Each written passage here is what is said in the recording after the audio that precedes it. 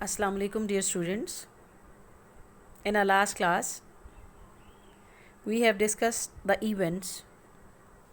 till 1919. In today's class, we will move further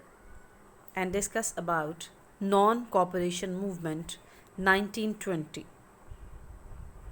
तहरीक अदम ताउन 1920। जैसा कि नाम ही से ज़ाहिर है कि अब हिंदुस्तान की सियासी ताकतों और आवाम ने इस बात का फ़ैसला किया कि अंग्रेज़ों से किसी भी मामले में ताउन नहीं करेंगे। इस मकसद के लिए उन्होंने एक तहरीक चलाई जो तारीख़ बरसग़ीर में तहरीक अदम ताउन के नाम से जानी जाती है। तहरीक अदम ताउन की करारदाद C.R. दास ने पेश की तो कायद-ए-आज़म ने इसकी भरपूर मुखालफत की और कहा कि ये प्रोग्राम और ऐसी तहरीक अफरा तफरी और फसादात को दावत देने के मुतरादिफ है। मगर गांधी और उसके हमनवा ऐसी तहरीक की पुरज़ोर हिमायत में थे। यही वजह है कि तहरीक अदम ताउन को लॉन्च किया गया और इसके तहत कुछ मकासद जो सेट किए गए थे उसमें सबसे पहले कि हुकूमत के साथ किसी किस्म का कोई ताउन नहीं किया जाएगा, सरकारी मुलाजमतें तर्क कर दी जाएंगी,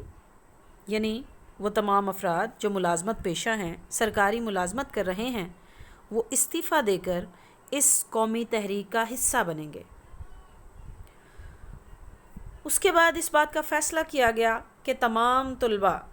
तालीमी इदारों का बाइकॉट करेंगे। अली बरादरान और गांधी जी ने तलबा को सरकारी स्कूलों और कॉलेजेस का बाइकॉट करने की तलकीन की और उन्हें कहा कि तलबा भी अपनी तालीम छोड़कर इस तहरीक का हिस्सा बने। इसके साथ साथ विलायती अशिया का बाइकॉट किया गया। इस सिलसिले में मौलाना अबुल कलाम आज़ाद ने आगरा में खिताब करते हुए फरमाया कि जो तुम्हारे जिस्म पर कपड़ा मौजूद है,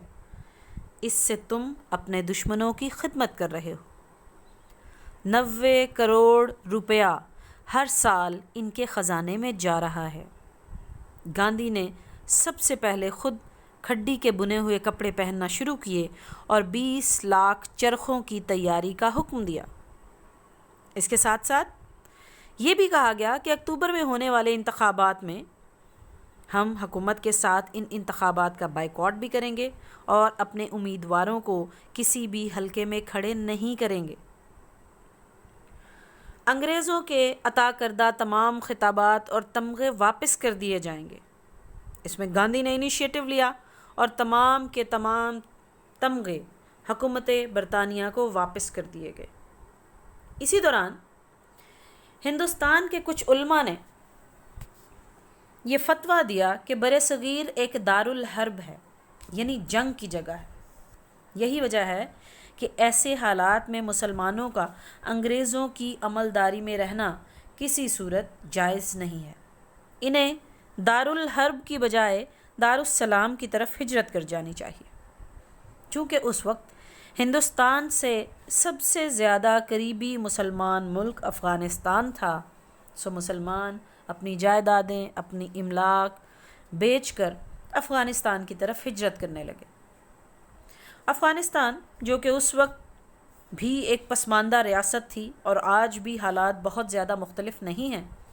उन्होंने इतनी बड़ी तादाद में आने वाले मुहाजिरीन के अपने मुल्क में दाखिले पर पाबंदी लगा दी और उन्हें कहा कि वो वापस हिंदुस्तान लौट जाए। जब मुसलमान लुटे पुटे हालात में वापस आए तो अब वो अपनी जायदादों से भी महरूम हो चुके थे, बल्कि मुसलमान मज़ीद माशी पसमानदगी का शिकार हो गए। इसी दौरान मुस्तफ़ा कमाल अतातुर्क, जिन्हें जदीद तुर्की के बानी कहा जाता है, उन्होंने तुर्की में खिलाफत का ख़ात्मा कर दिया। यूँ तहरीक खिलाफत और इसके नतीजे में पैदा होने वाली तहरीक अदम ताउन और तहरीक हिजरत, ये भी अपनी मौत आप मरती नज़र आईं। इन हालात में कुछ सालों के बाद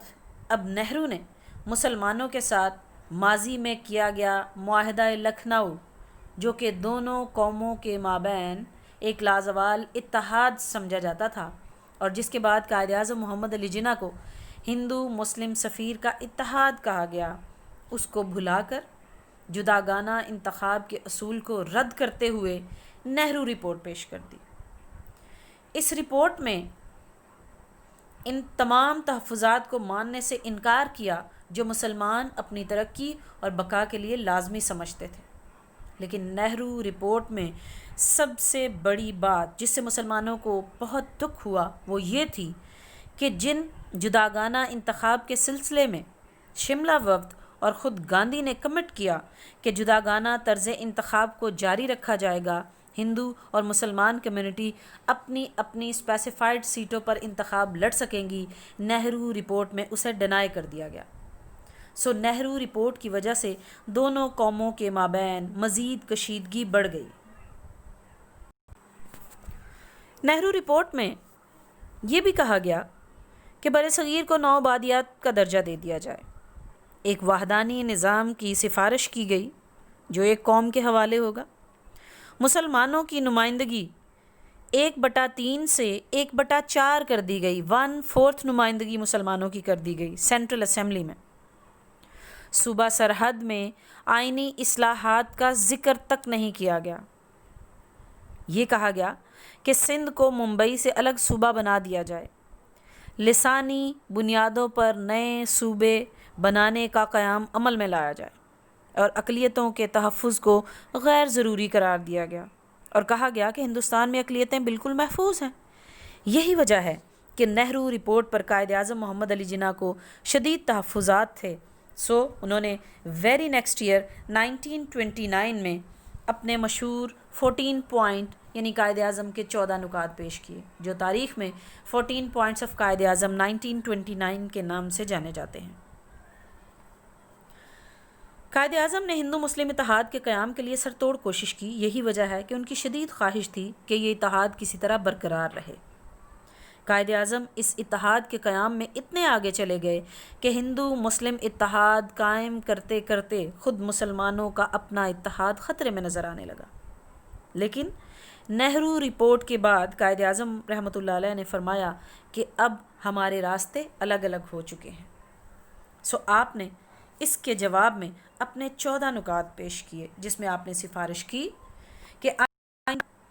ملک کا نظام وفاقی ہوگا جس میں صوبوں کو زیادہ سے زیادہ خود مختاری دی جائے گی، تمام صوبوں کو ایک ہی اصول پر داخلی خود مختاری دی جائے گی، 4 بڑے ڈپارٹمنٹ مرکز اپنے پاس رکھے گا، باقی تمام کے تمام شعبوں کے اختیارات میں صوبے آزاد ہوں گے، صوبوں میں اقلیتوں کو بھی مناسب نمائندگی دی جائے گی، مائنورٹیز کو مناسب ریپرزنٹیشن فراہم کی جائے،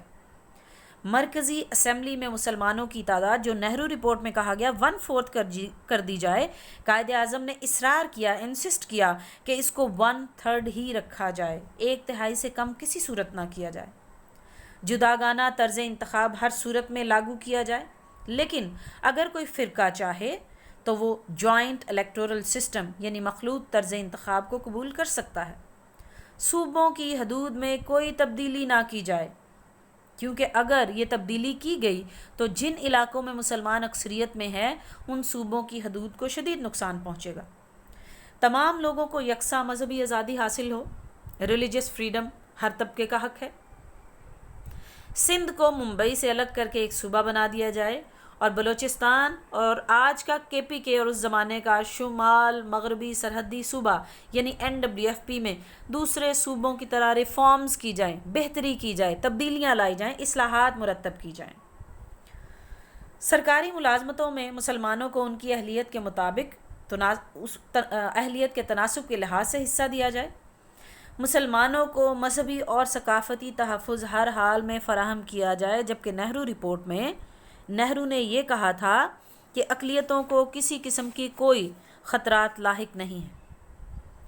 صوبائی اور مرکزی وزارتوں میں مسلمانوں کو کم از کم 1/3 نمائندگی دی جائے، آئین میں صوبوں کی مرضی کے بغیر کوئی تبدیلی نہیں کی جائے گی، قائد اعظم محمد علی جناح کے 14 نکات کا تجزیہ کیا جائے تو یہ بے جا نہ ہوگا کہ قائد اعظم محمد علی جناح نے نہ صرف مسلمانوں کے سیاسی حقوق کی ترجمانی کی بلکہ ہندوستان میں کانسٹیٹیوشنل ریفارمز کا ایک بیسک سٹرکچر بھی پرووائڈ کیا۔ ڈیئر اسٹوڈنٹس، آج ہم نے نہرو رپورٹ، قائد اعظم کے 14 نکات اور تحریک عدم تعاون کے اوپر تبصرہ کیا۔ انشاءاللہ اگلی کلاس میں ہم ہندوستان میں تخلیق پاکستان سے پہلے ہونے والے واقعات کا فرداً جائزہ لیں گے۔ آج کے لیے بس اتنا ہی۔ اپنا بہت خیال رکھیں۔ Stay safe, stay home. اللہ حافظ۔